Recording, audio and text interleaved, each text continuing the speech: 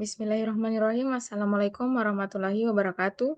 Perkenalkan kami dari kelompok 2 kelas B2 yang beranggotakan saya sendiri Wadi Ratnadiningsi dengan NIM 130-2021-0180 dan teman saya Berlian Septiani dengan NIM 130-2021-0143 akan mempresentasikan materi mengenai jaringan saraf tiruan atau Artificial Neural Network. Konsep jaringan saraf tiruan.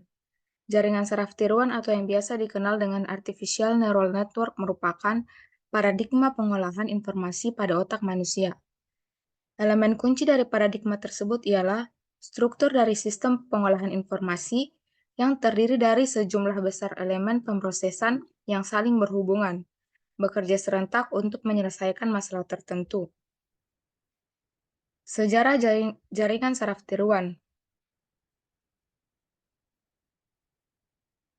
Perkembangan ilmu neural network sudah ada sejak tahun 1943, ketika Warren McCulloch dan Walter Pitts memperkenalkan perhitungan model neural network yang pertama kalinya. Mereka melakukan kombinasi beberapa processing unit sederhana bersama-sama yang mampu memberikan peningkatan secara keseluruhan pada kekuatan komputasi. Hal ini dilanjutkan pada penelitian yang dikerjakan oleh Rosenblatt pada tahun 1950, di mana dia berhasil menemukan sebuah two-layer network yang disebut sebagai perceptron. Perceptron memungkinkan untuk pekerjaan klasifikasi pembelajaran tertentu dengan penambahan bobot pada setiap koneksi antar network. Struktur jaringan saraf tiruan. Neural network dibangun dari banyak node atau unit yang dihubungkan oleh link secara langsung. Link dari unit yang satu ke unit lainnya digunakan untuk melakukan propagasi aktivasi dari unit pertama ke unit selanjutnya. Setiap link memiliki bobot numerik. Bobot ini menentukan kekuatan serta penanda dari sebuah konektivitas. Arsitektur jaringan. Macam-macam arsitektur jaringan diantaranya ialah, pertama, single layer perceptron. Jaringan ini terdiri dari satu lapisan input dan satu lapisan output. Setiap unit dalam lapisan input selalu terhubung dengan setiap unit yang terdapat pada lapisan output. Jaringan ini menerima input, kemudian mengolahnya menjadi output tanpa melewati lapisan tersembunyi. Yang kedua, multi-layer perceptron. Jaringan ini memiliki 3 lapisan, yaitu lapisan input, lapisan tersembunyi, dan lapisan output. Jaringan ini menyelesaikan permasalahan yang lebih kompleks dibandingkan dengan jaringan lapisan tunggal. Yang ketiga yaitu recurrent neural network. Jaringan ini memiliki bobot yang telah ditentukan dan tidak memiliki proses pelatihan. Penggunaan jaringan ini dimaksudkan untuk mengetahui neuron pemenang dari sejumlah neuron yang ada. Akibatnya, pada jaringan ini sekumpulan neuron bersaing untuk mendapatkan hak menjadi aktif. Nilai bobot setiap neuron untuk dirinya sendiri adalah 1, sedangkan untuk neuron lainnya bernilai random negatif.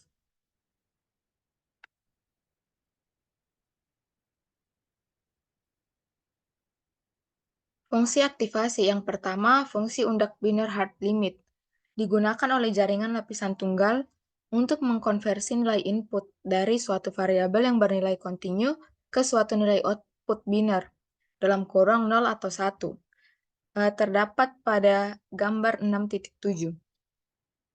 Yang kedua, fungsi undak binär hard limit berbeda dengan fungsi undak binär hard limit. Fungsi ini menggunakan nilai ambang 0 sebagai batasnya. Yang ketiga, fungsi bipolar symmetric hard limit. Fungsi ini mempunyai output yang bernilai 1, 0, atau min 1. Bisa dilihat pada gambar 6.9. Yang keempat, fungsi bipolar dengan threshold. Fungsi ini mempunyai output yang bernilai 1, 0, atau min 1 untuk batas nilai ambang 0 tertentu. Terdapat pada gambar 6.10. Yang kelima, fungsi linear atau identitas. Fungsi ini memiliki nilai input dan nilai output pada fungsi linear yang sama. Bisa dilihat pada gambar 6.11. Keenam, fungsi satu rating linear. Fungsi ini akan bernilai 1 jika inputannya lebih dari 1/2 atau setengah. Jika nilai input terletak antara min 1/2 dan 1/2, maka outputnya akan bernilai sama dengan nilai input ditambah 1/2. Jika nilai outputnya kurang dari min 1/2, maka fungsi bernilai 0. Bisa dilihat pada gambar 6.12.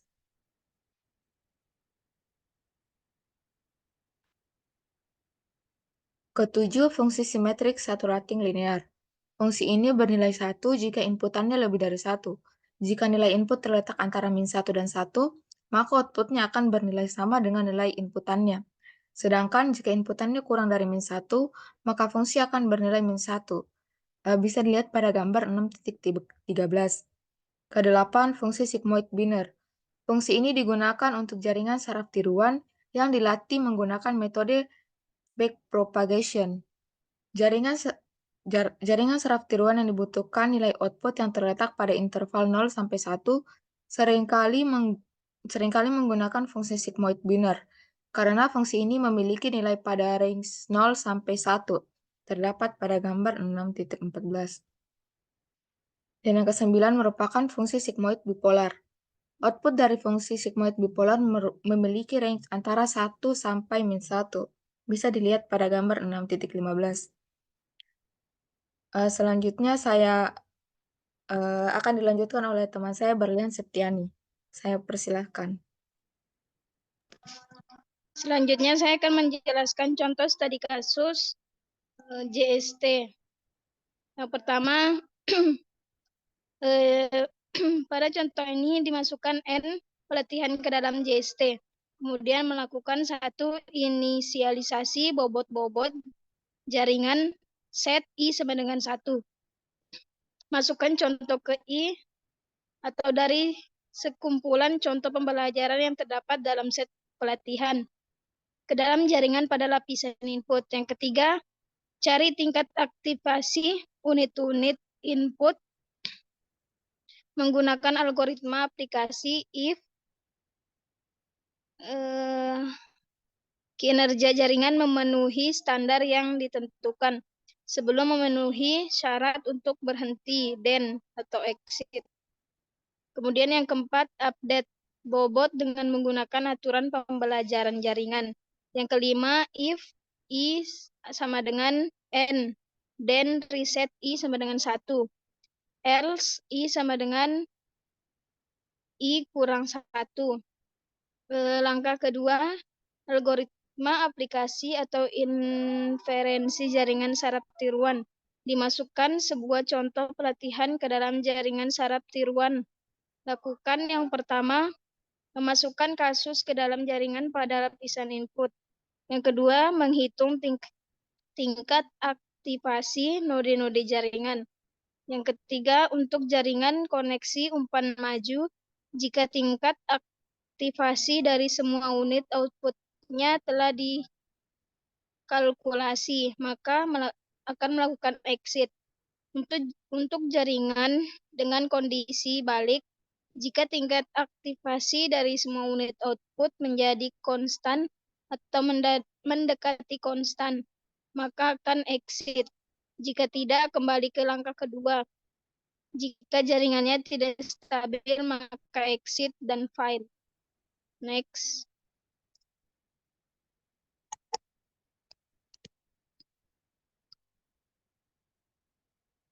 Di sini ada backpropagation, di mana propagasi balik atau backpropagation merupakan suatu teknik pembelajaran atau pelatihan supervised learning yang paling banyak digunakan. Metode ini merupakan salah satu metode yang sangat baik dalam menangani masalah pengenalan pola-pola kompleks. Di dalam jaringan propagasi balik, setiap unit yang berada di lapisan input terhubung dengan setiap unit yang ada di lapisan tersembunyi. Setiap unit yang ada di lapisan tersembunyi terhubung dengan setiap unit yang ada di lapisan output. Jaringan ini Jaringan ini terdiri dari banyak lapisan multi-layer network. Ketika jaringan diberi pola masukan sebagai pola pelatihan, maka pola tersebut menuju unit-unit lapisan tersembunyi untuk selanjutnya diteruskan pada unit-unit di lapisan keluaran. Kemudian unit-unit lapisan keluaran akan memberikan respon sebagai keluaran JST. Saat hasil keluaran tidak sesuai dengan yang diharapkan, maka keluaran akan disebarkan mundur atau backward pada lapisan tersembunyi. Kemudian dari lapisan tersembunyi menuju lapisan masukan. Tahap pelatihan ini merupakan langkah untuk melatih suatu JST, yaitu dengan cara melakukan perubahan bobot, sedangkan penyelesaian masalah akan dilakukan jika proses pelatihan tersebut telah selesai. Fase ini disebut fase pengujian.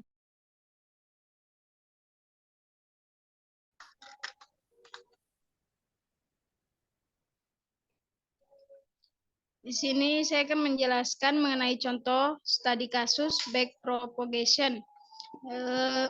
Contoh, gunakan backpropagation dengan sebuah layar tersembunyi dengan 3 unit untuk mengenali fungsi logika XOR dengan 2 masukan X1 dan X2.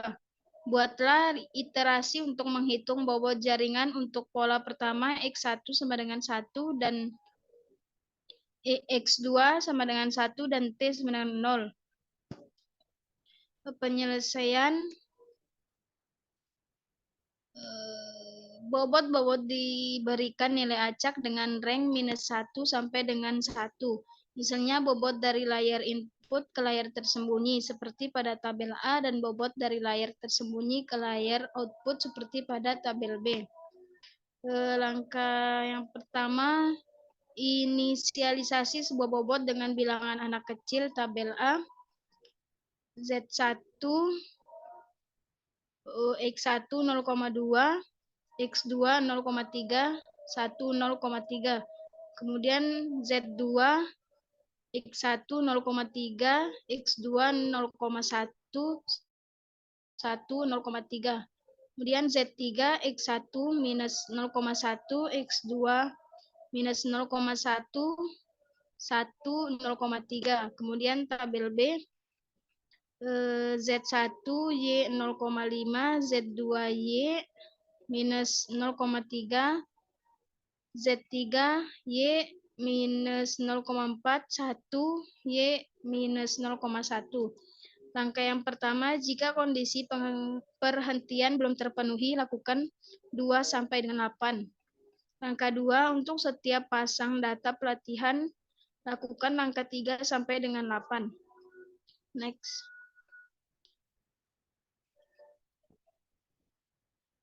Fase 1, propagasi maju. Langkah 3, tiap unit masukan menerima sinyal dan meneruskan ke unit tersembunyi. Langkah 4, hitung semua keluaran di unit tersembunyi atau ZY. Znet Y sama dengan VJ0 tambah sigma N T sama dengan 1. XI VJT. Znet 1 sama dengan V0 V10 tambah sigma 2T sama dengan 1.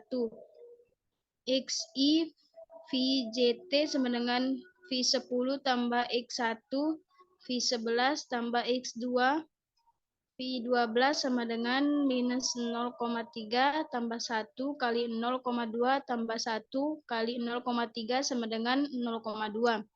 Z net 2 sama dengan V10 tambah sigma 2T sama dengan 1. XI VJT sama dengan V10 tambah X1 kali V21 tambah V2 kali V22 sama dengan 0,3 tambah 1 kali 0,3 tambah 1 kali 0,1 sama dengan 7. Kemudian Znet 3 sama dengan V10 tambah sigma 2T sama dengan 1. XI VJT sama dengan V10 tambah X1 kali V31 tambah X2 kali V32 sama dengan 0,3 tambah 1 kali minus 0,1 tambah 1 kali 0 minus 0,1 sama dengan 0,1. Kemudian ZY sama dengan V kali Z net Y sama dengan 1 per 1 E minus Z net Y. Z1 sama dengan V kali Z net 1 sama dengan 1 per 1 tambah E minus Z net 1 sama dengan 1 per 1 tambah E minus 0,2 sama dengan 0,55. Z2 sama dengan V kali Z net 2 sama dengan 1 per 1 tambah E minus Z net 2 sama dengan 1 per 1 tambah E minus 0,7 sama dengan 0,63. Z3 V kali Z net 3 sama dengan 1 per 1 tambah E minus Z net 3 sama dengan 1 per 1 tambah 3 minus 0,1 sama dengan 0,52. Langkah 5, hitung semua jaringan di unit keluaran atau YK. Y netkan sama dengan WK 0 tambah sigma P J sama dengan 1. ZJ WKJ. Z net 1 sama dengan W10 tambah sigma ZF WKJ sama dengan W10 tambah Z1 kali W11 tambah Z2 kali W12 tambah Z3 kali W13 sama dengan minus 0,1 tambah 0,55 kali 0,5 tambah 0,67 kali minus 0,3 tambah 0,52 kali 0,4 sama dengan 0,24. YK sama dengan F kali Y net K sama dengan 1 per 1 E minus Y net K sama dengan 1 per 1 E minus 0,24 sama dengan 0,44. Fase 2 propagasi maju. Langkah 6, sigma K sama dengan TK kurang YK F aksen Y net K sama dengan TK kurang YK Y kali 1 minus YK. Alpha 1 delta 1 sama dengan T1 kurang Y1 F aksen Y net 1 sama dengan T1 kurang Y1 kali Y1 kemudian 1 kurang Y1 sama dengan 0 minus 0 kurang 0,44 kali 0,44 1 kurang 0,44 sama dengan minus 0,11.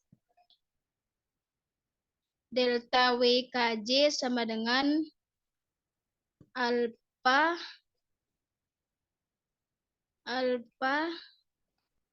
delta ZY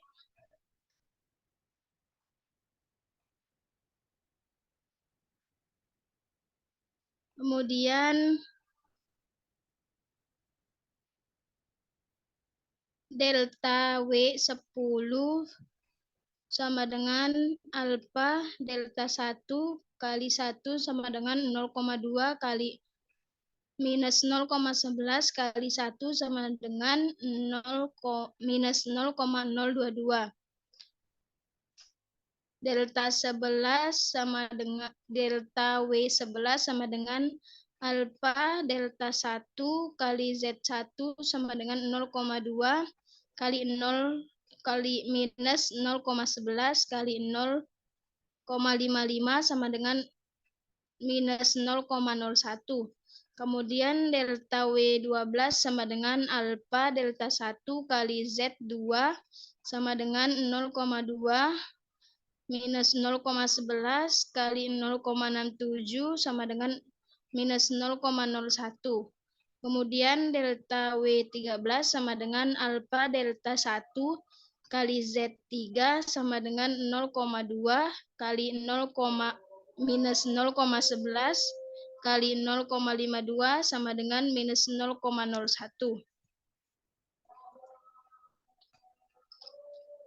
Next. Langkah 7, hitung faktor delta unit tersembunyi berdasarkan kesalahan di setiap unit tersembunyi. ZY Y sama dengan 1, 2, 3, dan seterusnya. Sampai dengan P. Delta net J sama dengan sigma M, K sama dengan 1. Delta K kali W, KJ. Delta net 1 sama dengan delta 1 kali W11 sama dengan 0,11 kali 0,5 sama dengan 0,055. Kemudian delta net 2 sama dengan delta 1 kali W12 sama dengan minus 0,11 kali 0, kali minus 0,3 sama dengan 0,033. Delta net 3 sama dengan delta 1 kali W13 sama dengan minus 0,11 kali minus 0,4 sama dengan 0,044. Faktor kesalahan unit tersembunyi. Delta J sama dengan delta net J F aksen Z net J sama dengan delta net ZY kali 1 minus ZY. Delta 1 sama dengan delta net 1 kali Z1, 1 kurang Z1 sama dengan minus 0,055 kali 0,55 kali 1 kurang 0,55 sama dengan minus 0,01. Delta 2 sama dengan delta net 2 kali Z2, 1 kurang Z2 sama dengan 0,033 kali 0,67 kali 1 minus 0,67 sama dengan 0,01. Delta 3 sama dengan delta net 3 ZY 1 kurang Z3 sama dengan 0,044 kali 0,52 kali 1 kurang 0,52 sama dengan 0,01. Delta VJI sama dengan alfa delta JXI. Delta F10 sama dengan alfa delta 1 sama dengan 0,2 kali minus 0,01 kali 1 sama dengan minus 0,002. Delta F20 sama dengan alfa delta 2 sama dengan 0,2 kali 0,01 kali 1 sama dengan 0,002. Delta F30 sama dengan alfa delta 3 sama dengan 0,2 kali 0,01 kali 1 sama dengan 0,002. Delta F11 sama dengan alfa delta 1 kali 1 sama dengan 0,2 kali minus 0,01 kali 1 sama dengan minus 0,002. Delta AF21 sama dengan alfa delta 2 kali 1 sama dengan 0,2 kali 0,01 kali 1 sama dengan 0,002. Kemudian delta F12 sama dengan alfa delta 1 kali 2 sama dengan 0,2 kali minus 0,01 kali 1 sama dengan 0,002. Delta F22 sama dengan alfa delta 2 kali 2 dan sama dengan 0,2 kali 0,01 kali 1 sama dengan 0,002. Delta 32 sama dengan alfa delta 3 kali 2 sama dengan 0,2 kali 0,01 kali 1 sama dengan 0,002. Fase 3 perubahan bobot, yakni langkah 8. Perubahan bobot garis yang menuju unit keluaran.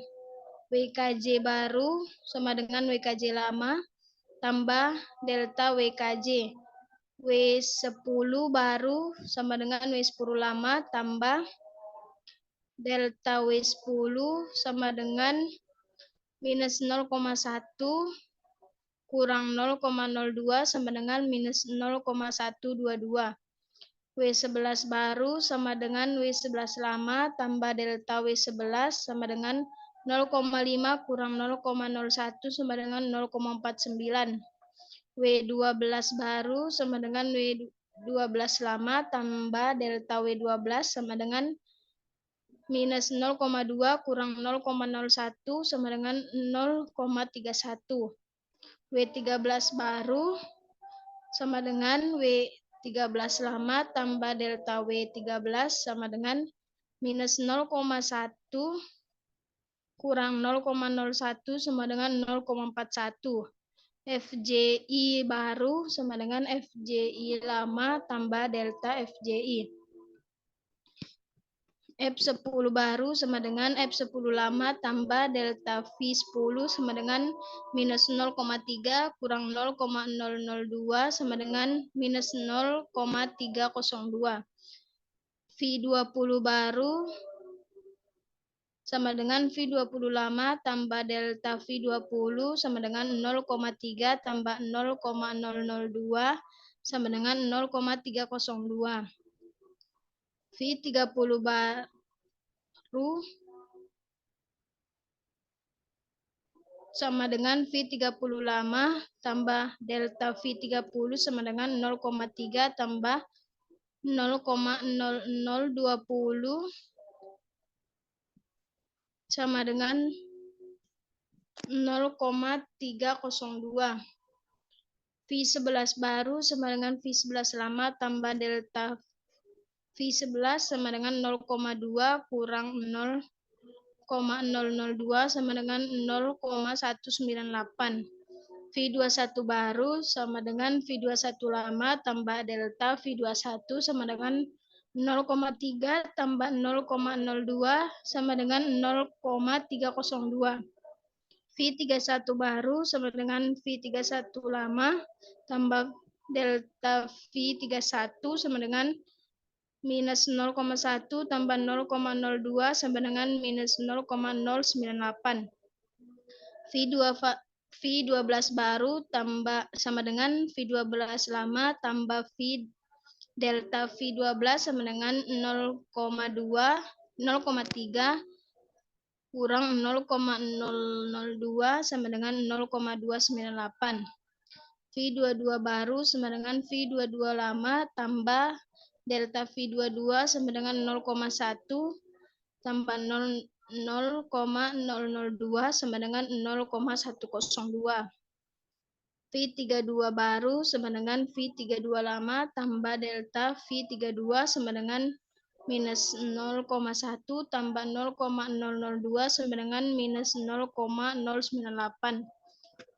Untuk pola yang kedua, X1 sama dengan 1, X2 sama dengan 0, dan T sama dengan 1. Saya kembalikan ke moderator.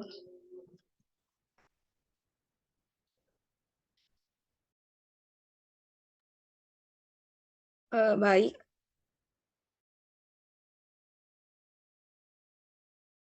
Baik, sekian presentasi dari kelompok kami. Jika terdapat kekurangan, mohon dimaafkan. Wassalamualaikum warahmatullahi wabarakatuh.